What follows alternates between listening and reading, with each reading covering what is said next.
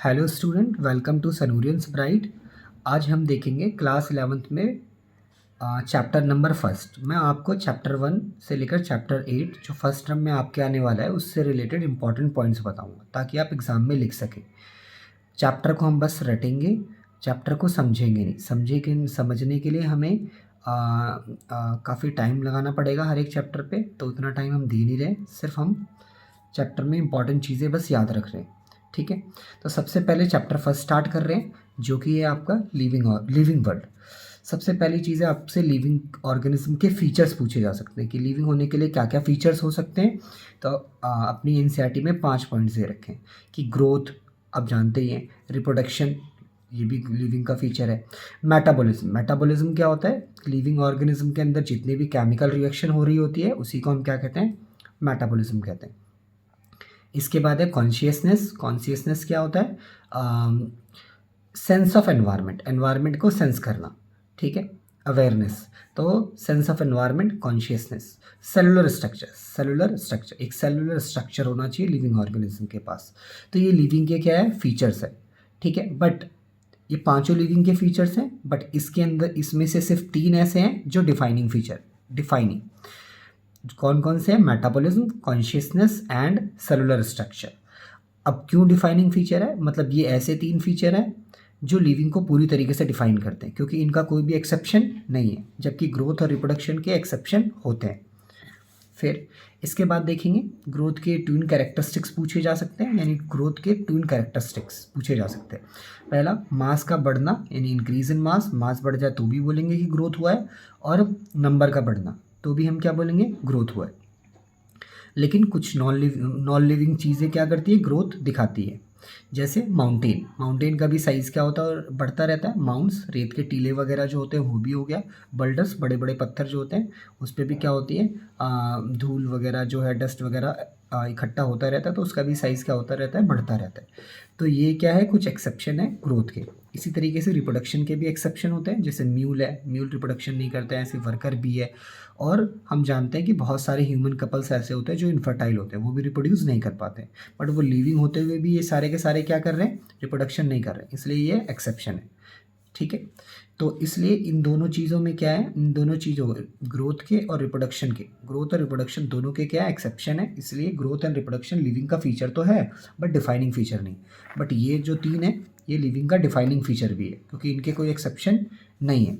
इसके बाद अगर देखें मेटाबॉलिज्म, जैसे मैंने आपको बताया कि sum total of all chemical reaction occurring in all living organism, यानी हमारी बॉडी में, यानी लिविंग ऑर्गेनिज्म की बॉडी में जितनी भी केमिकल रिएक्शन होती है उसी को मेटाबॉलिज्म कहते हैं।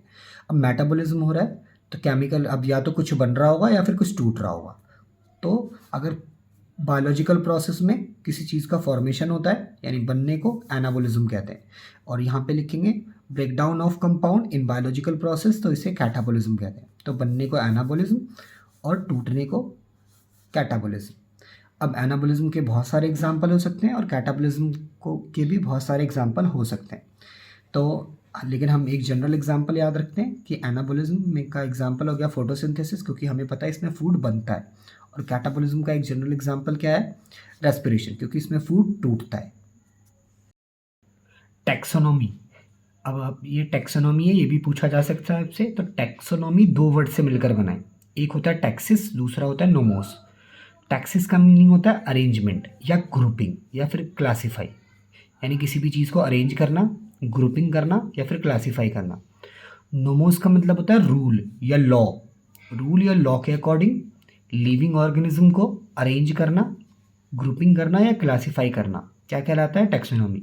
तो आप डेफिनेशन लिख सकते हैं कि टैक्सोनॉमी में हम क्या करते हैं कि ऑर्गेनिज्म को, लिविंग ऑर्गेनिज्म को रूल या लॉ के अकॉर्डिंग अरेंज करते हैं, ग्रुपिंग करते हैं, उसे क्लासीफाई करते हैं। तो इसी को क्या कहते हैं? टैक्सोनॉमी कहते हैं। फादर ऑफ टैक्सोनॉमी आपसे पूछा जा सकता है, जो कि है कैरोलस लीनियस। ठीक है, ये मैंने पूरा नाम लिख दिया यहाँ पे। तो कैरोलस लीनियस। टैक्सोनॉमी के अंदर 3 चीज़ें करी जाती हैं, एक तो आइडेंटिफिकेशन, आइडेंटिफाई करेंगे पहले, फिर नॉमेनक्लेचर, फिर नाम रखेंगे, एंड देन फाइनली क्लासिफिकेशन। तो जब भी टैक्सोनॉमी आए तो आप ये ऐसे ही लिख दें।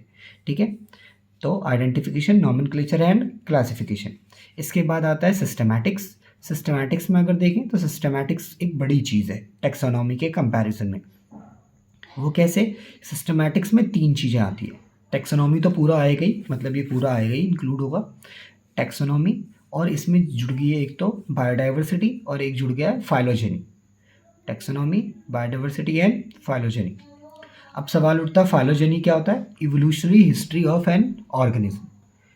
ऑर्गेनिज्म की इवोल्यूशनरी हिस्ट्री को, कि evolutionary history of an organism, तो इसे हम क्या कहते हैं? फाइलोजेनी कहते हैं। यानी किसी भी ऑर्गेनिज्म की जब हम इवोल्यूशनरी हिस्ट्री की स्टडी करते हैं ना, तो उसे फाइलोजेनी कहते हैं।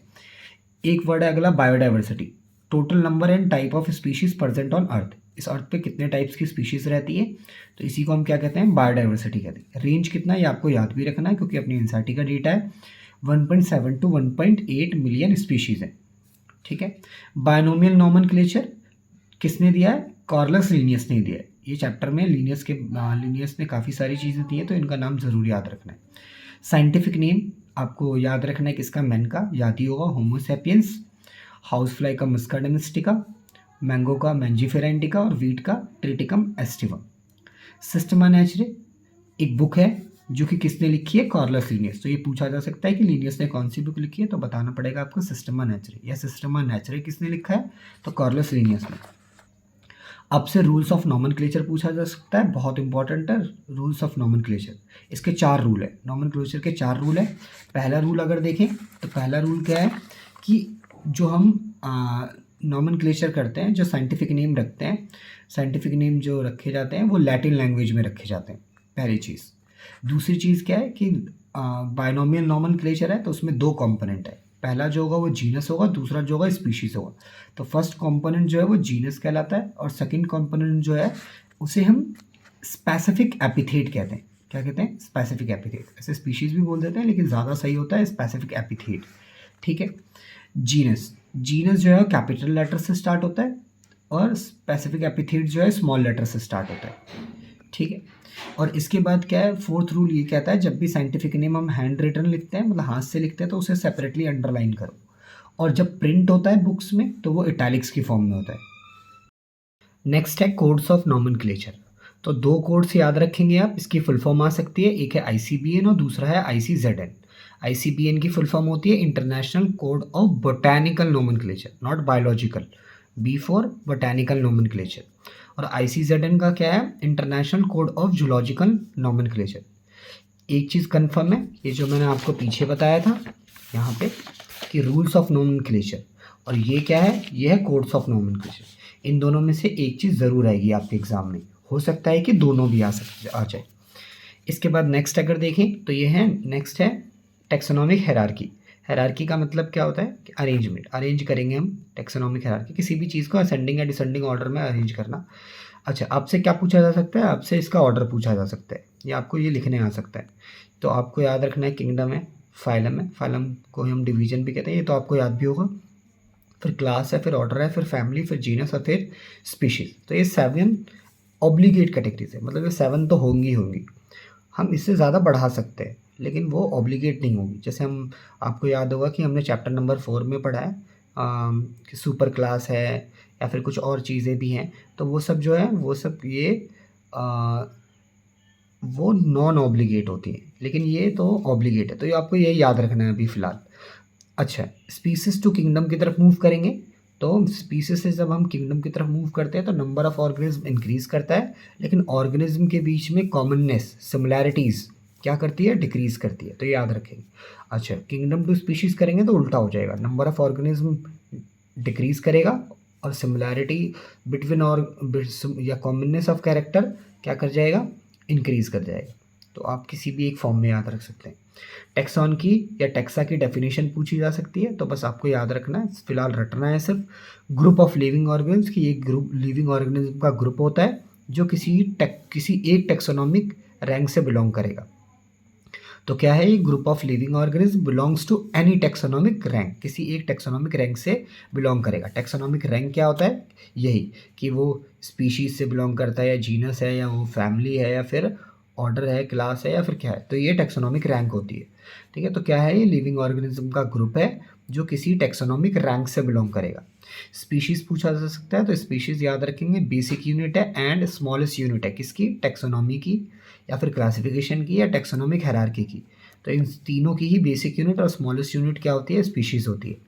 जीनस, अगर जीनस डिफाइन करने के लिए आ जाए तो बस इतना याद रखना है, हाँ इसका सिंपल है कि अगर आपसे जीनस डिफाइन करने को आए तो आपने बोलना है ग्रुप ऑफ रिलेटेड स्पीशीज़।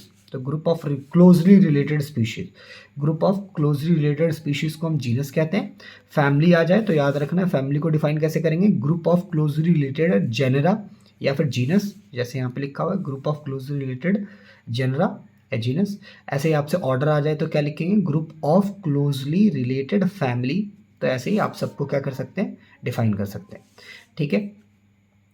अच्छा, इसके बाद आता है आपका हर्बेरियम। इसमें सिर्फ प्लांट स्पेसिमेंस होते हैं, स्पेसिमेन जो है मतलब डेड प्लांट होते हैं, और इसे हम क्या करते हैं जब हर्बेरियम बनाते हैं तो फिर क्या करते हैं, ड्राइड सुखाकर, प्रेस्ड दबाकर and preserved on herbarium sheet, यानी एक शीट होगी हर्बेरियम शीट, उसके ऊपर हम प्लांट के स्पेसिमेन को क्या करते हैं, सुखाकर प्रेस करते हैं और फिर प्रिजर्व करते हैं। लाइब्रेरी, हर्बेरियम एक लाइब्रेरी लाइक करेक्शन है, तो इतना याद रखेंगे। इसके बाद आपसे आईबीजी पूछा जा सकता है। आईबीजी की फुल फॉर्म है इंडियन बोटैनिकल गार्डन, जो कि कोलकाता में है और हावड़ा में, और ये लार्जेस्ट है, इंडिया का लार्जेस्ट बोटैनिकल गार्डन। एक आरबीजी है जो कि रॉयल बोटैनिकल गार्डन है, और ये काफ़ी फेमस बोटैनिकल गार्डन है जो कि इंग्लैंड में है, क्यू में। ये वर्ल्ड का लार्जेस्ट है, ये इंडिया का लार्जेस्ट है आईबीजी, और आरबीजी जो है जो फेमस बोटैनिकल गार्डन है वो वर्ल्ड का लार्जेस्ट है। एक है NBRI, national botanical research institute, ये कहाँ पर है, लखनऊ में। तो एनबीआरआई याद रखेंगे, जो भी बोटैनिकल रिसर्च इंस्टीट्यूट है, प्लांट वगैरह पे जो रिसर्च होती है वो लखनऊ में, तो ये फुल फॉर्म याद रखेंगे और कहाँ पर है वो इंपॉर्टेंट है। इसके बाद अगर देखें म्यूजियम में हम क्या करते हैं, कलेक्शन ऑफ प्रिजर्व प्लांट और एनिमल दोनों के स्पेसिमेंस मिलते हैं यहाँ पे हमें। ठीक है, प्लांट भी मिलेगा, एनिमल। हर्बेरियम में क्या था, सिर्फ प्लांट के मिलते थे, लेकिन यहाँ दोनों मिलेंगे। और स्पेसिमेंस आप प्रिजर्व्ड इन कंटेनर में और जार में क्या करते हैं, हम इसे प्रिजर्व करते हैं। की पूछा जा सकता है आपसे, use to identification of plant and animal, कि एक डिवाइस होती है जिसमें हम क्या करते हैं, किसी प्लांट और एनिमल्स को क्या करते हैं, आइडेंटिफाई करते हैं। और इसमें क्या करते हैं, आपको ये लाइन रटनी है, समझने के लिए हम क्लास में समझेंगे। तो इसमें क्या है, pair of contrasting characters written together in the form of couplet. इसमें क्या होता है कि ये हम दो कैरेक्टर्स लेते हैं, मतलब कैरेक्टर्स है पेयर्स ऑफ, लेकिन वो अपोजिट होंगे। जैसे मान लीजिए ओव्यूल एक है, तो इसका अपोजिट क्या हो सकता है कि ओव्यूल में नहीं है, तो दो कैरेक्टर हो गए लेकिन अपोजिट हो गए। जैसे मान लीजिए प्लांट टॉल है, तो उसका अपोजिट क्या हो सकता है, डॉर्फ है।